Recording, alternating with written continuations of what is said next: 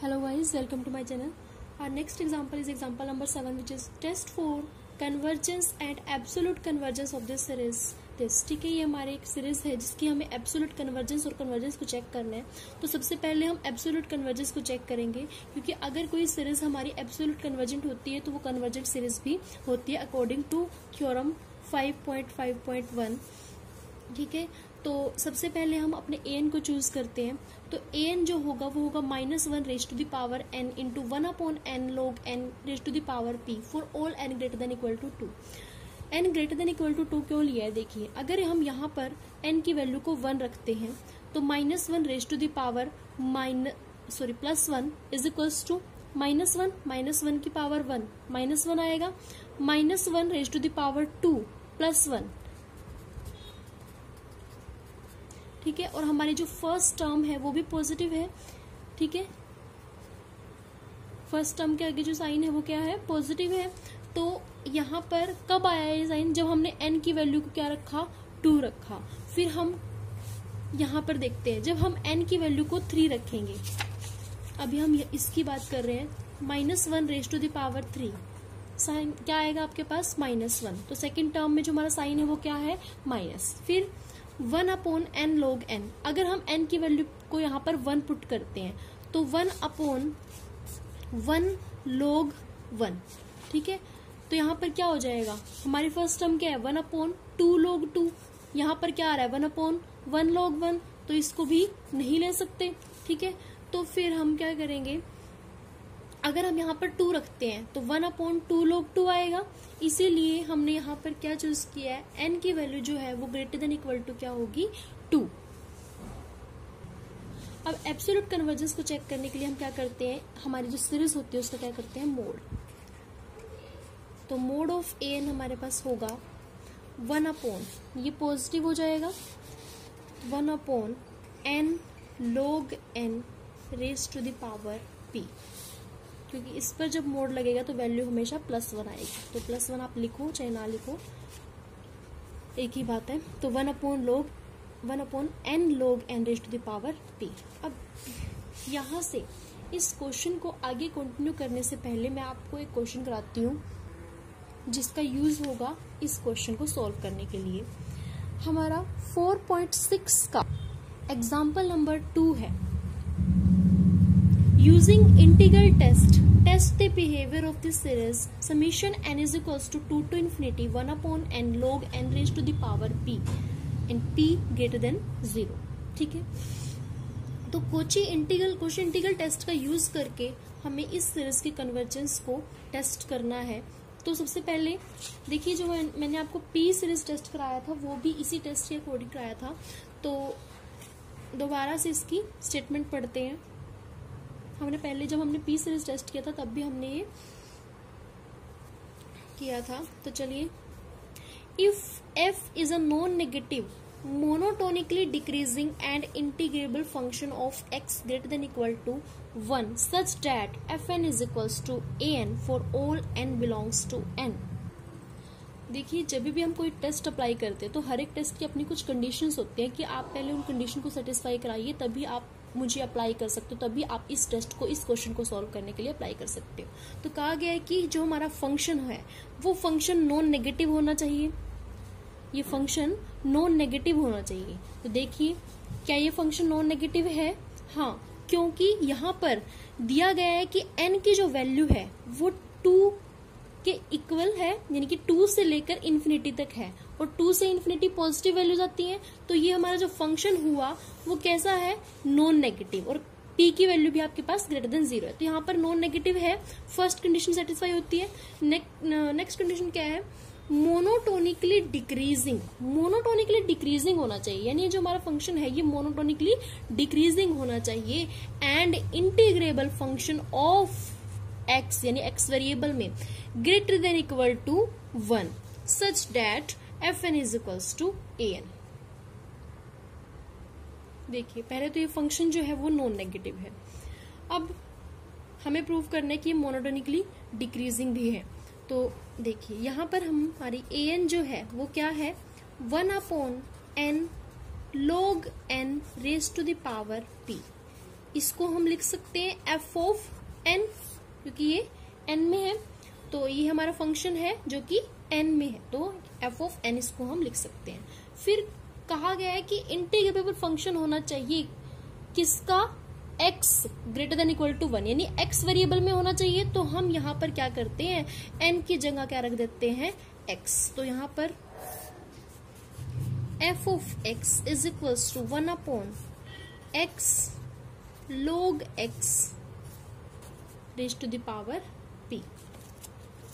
ठीक है, fx आपके पास ये है। फिर such that fn is equals to an, जो fn है वो an के इक्वल होना चाहिए for all n belongs to n।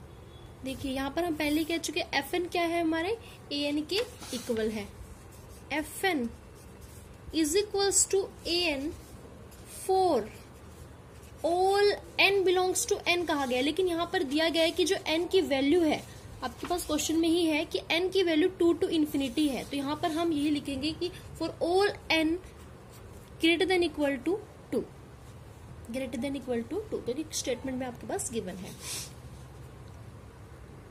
अब हमें प्रूव करना है monotonically decreasing and integrable function of x। x greater than equal to 1 तो है ही, क्योंकि स्टेटमेंट में ही दिया गया है कि जो n की वैल्यू है वो 2 to इन्फिनिटी है और n को ही हमने x माना है, तो इसीलिए ये भी हमारे पास जो वैल्यू होगी x जो है वो ग्रेटर देन इक्वल टू 1 है, यानी कि ग्रेटर देन इक्वल टू 2 है। 2 क्यों लिए, क्योंकि स्टेटमेंट में ही हमारे पास 2 है, इसीलिए यहाँ पर हम लिखेंगे for all x greater than equal to 2। अब आपके पास यहाँ पर हमें प्रूव करना है कि मोनोटोनिकली डिक्रीजिंग है। अब देखिए, मान लेते हैं हमारे पास दो एलिमेंट हैं x1 और x2, और इस तरह से हमने मानने हैं कि जो x1 है वो x2 से छोटा है, यानी x1 less than x2, where x1 and x2 greater than equal to 2। ये दोनों ग्रेटर देन इक्वल टू 2 क्यों है, क्योंकि हमने n की जगह ही हमने x रखा था और n को डिफाइन किया गया है कि n की वैल्यू 2 to इन्फिनिटी है, इसीलिए यहाँ पर हमारे जो x1 x2 होंगे वो भी ग्रेटर देन इक्वल टू 2 होंगे। अब देखिए यहाँ पर x1 लेस देन x2, अब अगर x1 x2 से छोटा है तो x1 log x1 raise to the power p less than होगा x2 log x2 raise to the power p। ठीक है, आप यहाँ पर x1 की वैल्यू मानकर देखिए 2 मान लीजिए और यहाँ पर x2 की वैल्यू 3 मान लेना। तो log 2 की वैल्यू फाइंड आउट करना, log 3 की वैल्यू फाइंड आउट करना, यहाँ पर भी आप 3 रखना, यहाँ पर 2 रखना। जब आप इनको सॉल्व करोगे तो हमारी जो ये टर्म है वो इस टर्म से छोटी होगी। क्यों, क्योंकि हमने यहाँ पर मानना है हमारा x1 जो है वो x2 से छोटा है। ठीक है, अब अगर ये टर्म हमारी इससे छोटी है तो जब हम इसका रेसिप्रोकल करेंगे तो 1 upon x1 log x1 raise to the power p greater than 1 upon x2 log x2 raise to the power p। अब ये हमारे पास क्या है, f ऑफ x1 और ये है f ऑफ x2, और अगर f of x1 f of x2 से बड़ा है तो ये जो हमारे पास फंक्शन है ये एक डिक्रीजिंग फंक्शन है। तो लिखेंगे therefore f of x is monotonically decreasing function.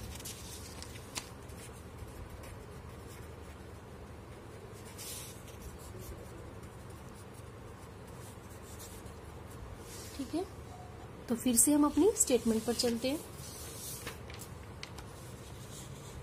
अब नॉन नेगेटिव प्रूव किया, मोनोटोनिकली डिक्रीजिंग भी प्रूव किया, integrable function of x greater than equal to 1 greater than equal to 1 भी है क्योंकि यहाँ पर गिवन है कि 2 to इन्फिनिटी है, such that fn is equals to an भी है यहाँ पर, यहाँ तक हमने किया।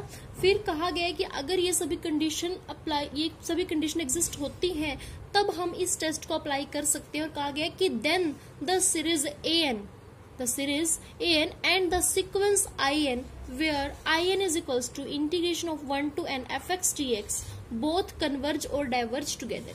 यानी हम क्या करेंगे, in की वैल्यू को फाइंड आउट करेंगे, और अगर ये कन्वर्ज करती है तो हमारी जो ये सीरीज है an वो भी कन्वर्ज करेगी, और अगर ये डाइवर्ज करती है तो ये भी हमारी डाइवर्ज करती है। तो यहाँ पर फिर अब हम अपना टेस्ट अप्लाई करते हैं। हम कहेंगे कि हमारी सभी कंडीशन एग्जिस्ट होती हैं, तो अब हम करेंगे इंटीग्रेशन। तो लिखेंगे therefore Cauchy's test is applicable। ठीक है, तो फर्स्ट केस है आपके पास when p greater than 1। तो in की वैल्यू फाइंड आउट करते हैं। in is equals to 2 to n। Definition में आपके पास है 1 to n, क्योंकि हमारे पास स्टेटमेंट में ही n की वैल्यू 2 to इन्फिनिटी है, इसीलिए हम यहाँ पर 2 to n लेंगे। fx dx, ठीक है। fx की वैल्यू क्या है? log x raise to the power -p 1/x dx। आपके पास है 1/x log x raise to the power p। तो इसको जब हम न्यूमरेटर में लेके जाएंगे तो जो पावर होगी वो नेगेटिव हो जाएगी। तो इस तरीके से हमारे पास ये फॉर्म बनेगी। अब हमें इसका इंटीग्रेशन करना है। देखिए, let log x is equal to u। log x को हम u मानते हैं। अगर हम इसका डेरिवेटिव करेंगे तो 1/x dx is equals to du। तो पुट करते हैं यहाँ पर values. Integration 2 to n log x की जगह हम रखेंगे u। इसकी जगह हमने u रखा और पावर क्या है? -p। फिर है 1/x dx, और 1/x dx की वैल्यू क्या है? du। ठीक है, तो इंटीग्रेशन करेंगे अब इसका। u raise to the power -p, तो क्या होगा? -p + 1 -p + 1, और ये है हमारी लिमिट 2 to n। अब u की वैल्यू को हम दोबारा से log x पुट करेंगे, तो यहाँ पर इंटीग्रेशन होगा इसका log x raise to the power -p + 1/-p + 1, lower limit upper limit. अब नेक्स्ट स्टेप में हम क्या करते हैं? लिमिट को पुट करते हैं। तो log अपर लिमिट क्या है?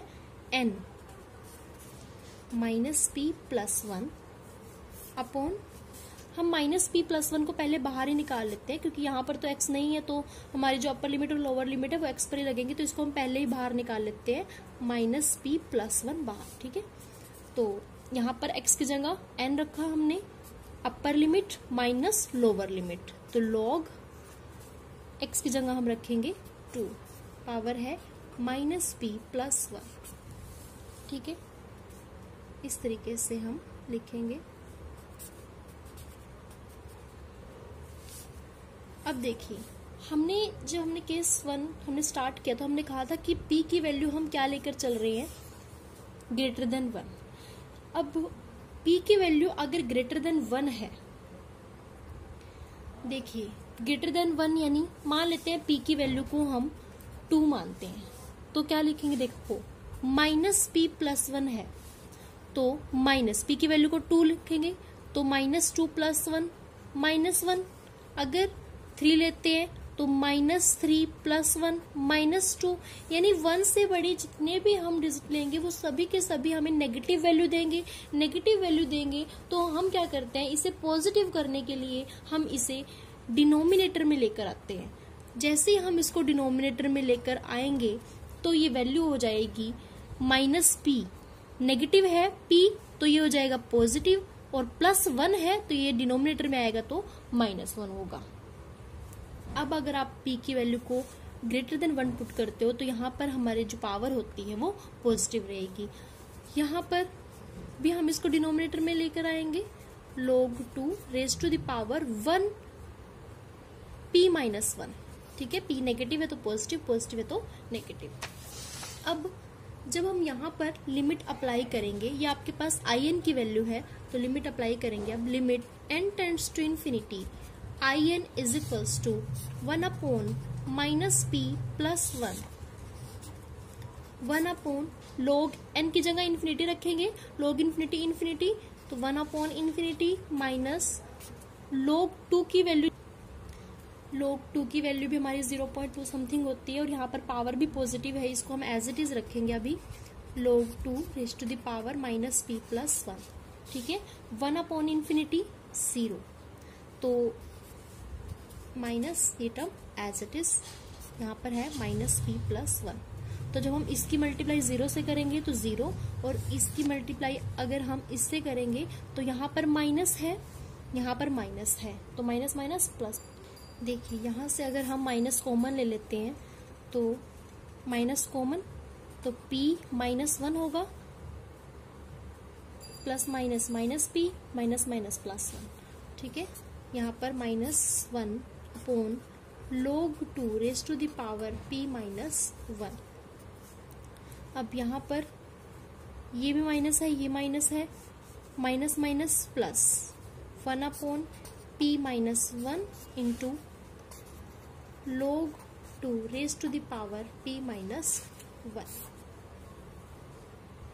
अब p की वैल्यू यहाँ पर ग्रेटर देन 1 है, तो ये पावर भी पॉजिटिव होगी, ये भी पॉजिटिव है, तो यहाँ पे हम क्या लिखेंगे, which is non zero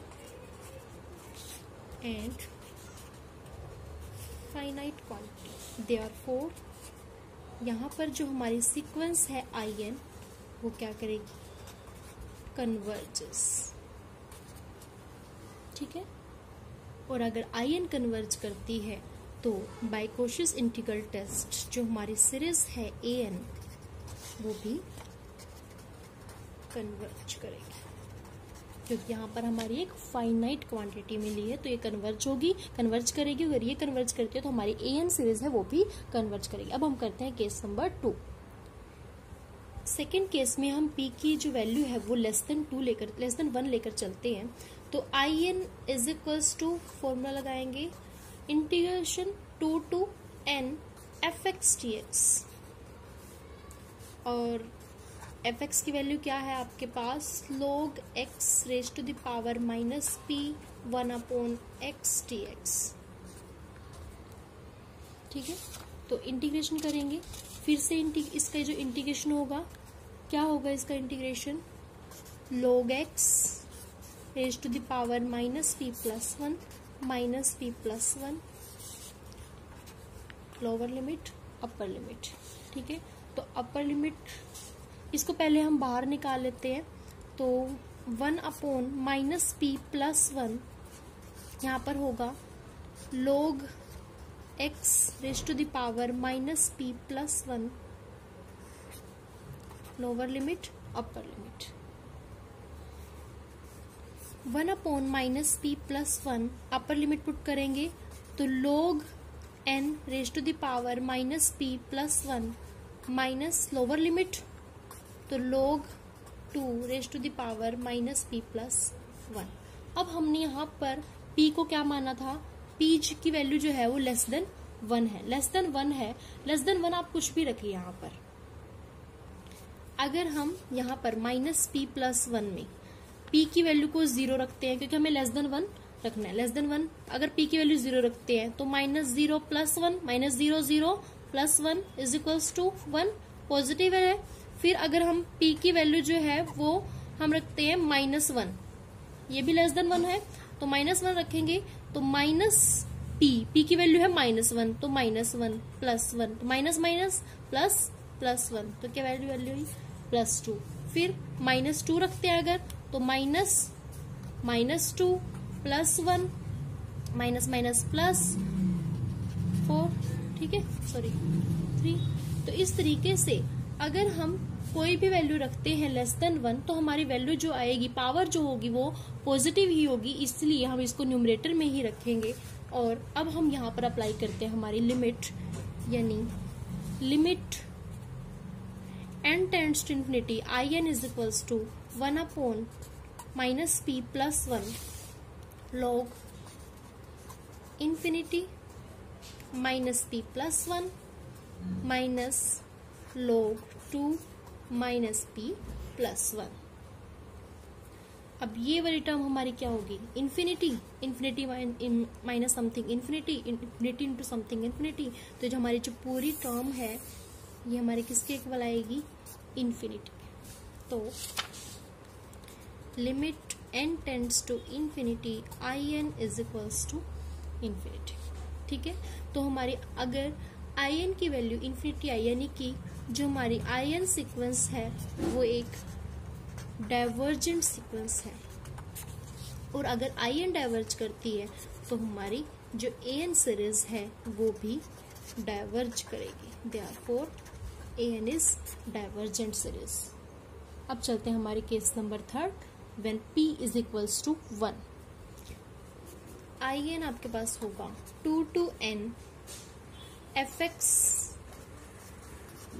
dx, तो fx की वैल्यू रखेंगे 2 to n log fx क्या है, log x raise to the power minus p, और p की वैल्यू क्या है 1, इसीलिए यहाँ पर माइनस 1 इंटू में 1/x dx। ठीक है, तो ये हमारे पास होगा 2 to n, पावर -1 है तो इसको डिनोमिनेटर में लेके आएंगे, log x 1/x dx। इसका इंटीग्रेशन करने के लिए हम फिर से क्या मानेंगे, log x की वैल्यू को u मानेंगे। अगर हमारा log x को हमने u मानना है, देयरफॉर 1/x dx, यानी कि अगर हम इसका डेरिवेटिव करते हैं तो log x का derivative 1/x is equals to du। ठीक है, तो पुट करते हैं यहाँ पर value, integration 2 to n 1/log x, और log x को हमने क्या मानना है u, 1/u, और 1/x dx को du। ठीक है, तो अब इसका इंटीग्रेशन करेंगे, integration 2 to n 1/u du, और 1/u का जो इंटीग्रेशन होता है वो क्या होता है, log u। ठीक है, और u की वैल्यू को हम दोबारा से क्या पुट करेंगे, log x, तो लिखेंगे log u की जगह log x, lower limit upper limit. अब हम अपर लिमिट पुट करेंगे, फिर lower limit, log of log n minus log of log 2। अब आई एन की वैल्यू है ये, तो लिमिट रखेंगे, limit n tends to infinity I N log of log infinity minus log of log 2, ये term infinity, infinity into something infinity, तो limit n tends to infinity I N आपके पास क्या आई है, infinity. Therefore the sequence I N is divergent, और अगर I N divergent है तो जो हमारी ए एन सीरीज है वो भी एक डाइवर्जेंट सीरीज है। कोशिएंट इंटीग्रल टेस्ट के अकॉर्डिंगली जो हमारी सीरीज है n is equals to 2 to infinity 1/n log n raise to the power p, where p greater than 0। ये हमारी, जब हमारे पास p ग्रेटर देन 1 है तब हमारी जो ये सीरीज है वो एक कन्वर्जेंट सीरीज होगी, और अगर p की value less than equal to 1 होगी तो ये सीरीज हमारी डाइवर्ज करेगी। तो इसी रिजल्ट का हम यूज करेंगे हमारा example number 7 of 5th chapter. तो चलिए कंटिन्यू करते हैं हमारा एग्जाम्पल नंबर 7 को। यहाँ पर हमने इसकी एब्सोल्यूट कन्वर्जेंस को चेक करना था, तो हमने an पर मोड अप्लाई किया था तो ये वैल्यू आई थी। तो यहाँ पर हमने देखा कि कोशिएंट इंटीग्रल टेस्ट के अकॉर्डिंगली ये जो हमारी सीरीज है वो कन्वर्ज करती है अगर हम p की वैल्यू ग्रेटर देन 1 लेते हैं, और अगर p की value less than equal to 1 होती है तो ये सीरीज हमारी डाइवर्ज करती है। तो लिखेंगे मोड ऑफ an, यहाँ पर हम लेंगे क्योंकि हमने इसको मोड ऑफ an लिया था, is convergent if p is greater than 1 and divergent if p less than equal to 1। तो ये जो हमारी सीरीज है वो एब्सोल्युटली कन्वर्जेंट है, लेकिन कब? तब जब हमारी जो p की वैल्यू है वो ग्रेटर देन 1 है, यानी कि डाइवर्जेंट भी है लेकिन जब हम p की वैल्यू को लेस देन इक्वल टू 1 रखते हैं तो एक रिजल्ट हमें नहीं मिला, इसीलिए हम यहाँ पर लेबनिज टेस्ट का यूज करके इस सीरीज की कन्वर्जेंस को भी टेस्ट करेंगे। तो फिर से लिखेंगे कि जो हमारे an है, an को हमने क्या माना था? -1 raise to the power n 1 upon n log n raise to the power p। ठीक है, अब लेबनिज टेस्ट के अकॉर्डिंग हमें दो कंडीशन को सेटिस्फाई कराना होगा। फर्स्ट कि ये डिक्रीजिंग ऑर्डर में होनी चाहिए, सेकंड कि जब हम लिमिट लगाएं किस पर, limit n tends to infinity, इसको यहाँ पर हमने इस पूरी को an मानना है, इसीलिए हम इसको मान लेते हैं bn। जब हम लिमिट लगाएं bn पर तो हमारी वैल्यू क्या आए? 0। तो सेकंड कंडीशन तो डायरेक्टली देखिए एग्जिस्ट कर रही है, क्योंकि 1 अपॉन bn की वैल्यू है 1 upon n log n raise to the power p। जब हम इस पर लिमिट अप्लाई करेंगे 1 अपॉन इन्फिनिटी log इन्फिनिटी, तो 1 अपॉन इन्फिनिटी क्या होगा? 0। तो सेकंड कंडीशन तो होल्ड करती है। फर्स्ट कंडीशन, वैसे तो जब हमने कॉची इंटीग्रल टेस्ट किया था तब भी हमने इस सीरीज को हमने मोनोटोनिकली डिक्रीजिंग बताया था। दोबारा से कर देते हैं इसको। देखिए जो हमारी सीरीज के टर्म्स हैं वो ये हैं,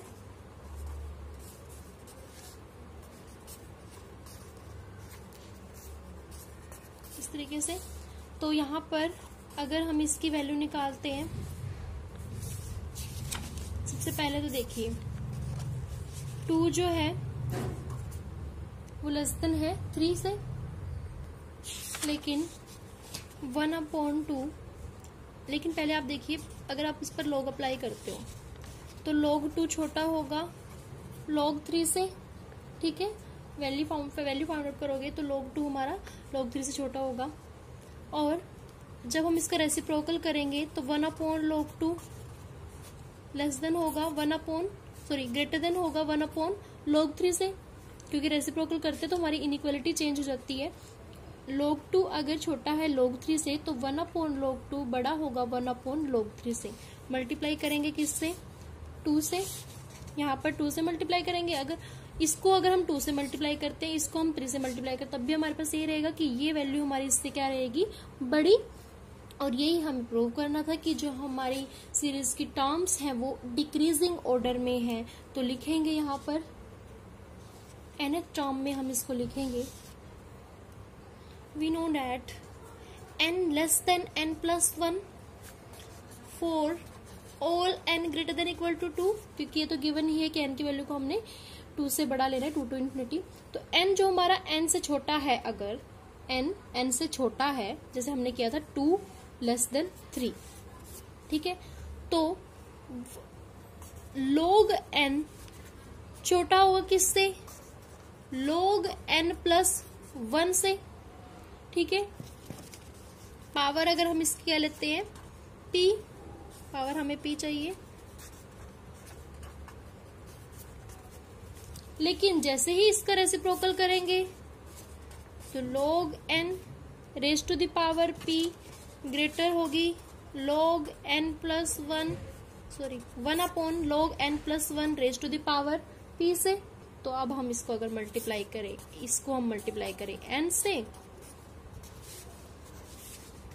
इसको हम मल्टीप्लाई करेंगे n प्लस 1 से। आप यहाँ पर 2 रख के देखना, यहाँ पर 3 रख के देखना, फिर इसे सॉल्व करना, हम आपको डिक्रीजिंग ऑर्डर में ही ये मिलेगी। तो ये हमारी है bn और ये है हमारे पास bn प्लस 1।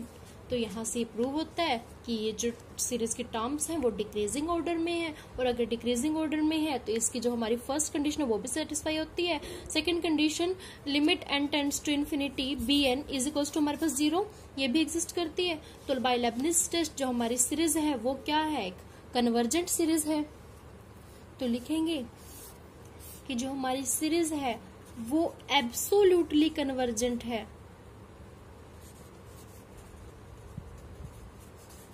कब?